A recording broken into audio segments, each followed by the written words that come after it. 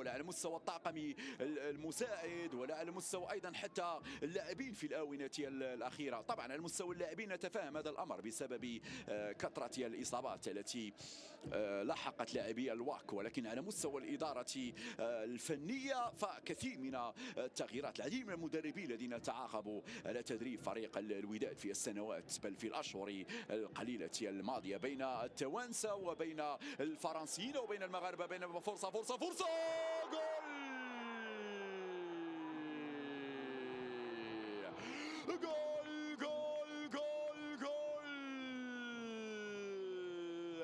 الهدف الأول لفريق أولمبيك أسفي. مشاهدينا الكرام، الفريق المضيف فريق لوسياس يتمكن من افتتاح باب التهديف في هذه اللحظات بتسديدة رائعة جدا كريم. إذا النتيجة تتغير مشاهدينا الكرام بتسديدة قوية مركزة تهزم الحارس أحمد رضا التكناوتي الجديد بأسفي. الفريق المسفيوي يتمكنون من افتتاح باب التهديف. شوف الإعادة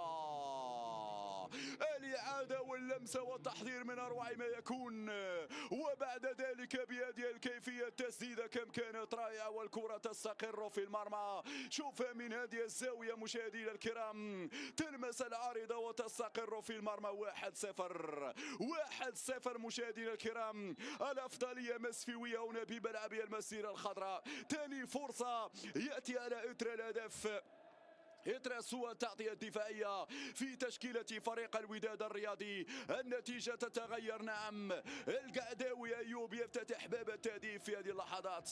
أيوب يتقدم اللاعب وليد، ماذا سيفعل وليد يسدد وليد الكارتي. نعم، يستلم الكرة مرة أخرى. تبقى وداد كازادي في عملية التمويل، لكن لمن كازادي وليد الكارتي يفوت الموعد مع هدف التعادل، ولكن قبل ذلك أسفي كان بإمكانه تسجيل الهدف الثاني. مرتد سريع قاده اللاعب المرابط. نعم، كم كانت صعبة الهجمة الماضية. انطلاقة ودادية، فرصة جول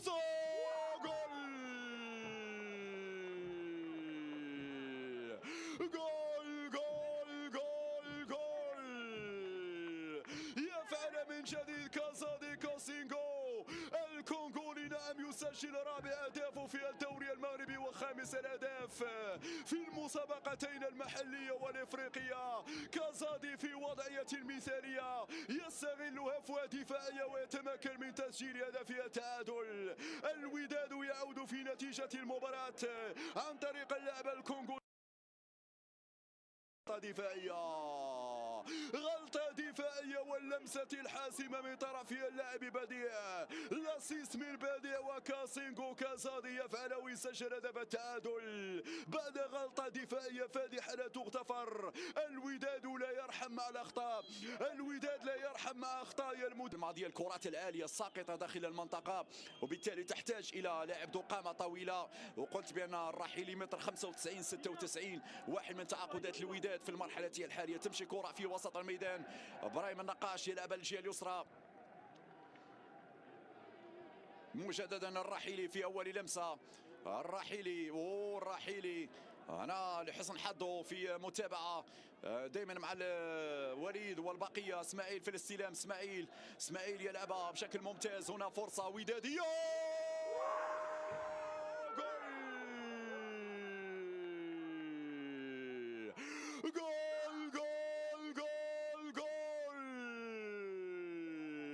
يعود المرعب من جديد، المرعب السفاح الكونغولي هكذا يعود ويسجل من جديد. كازادي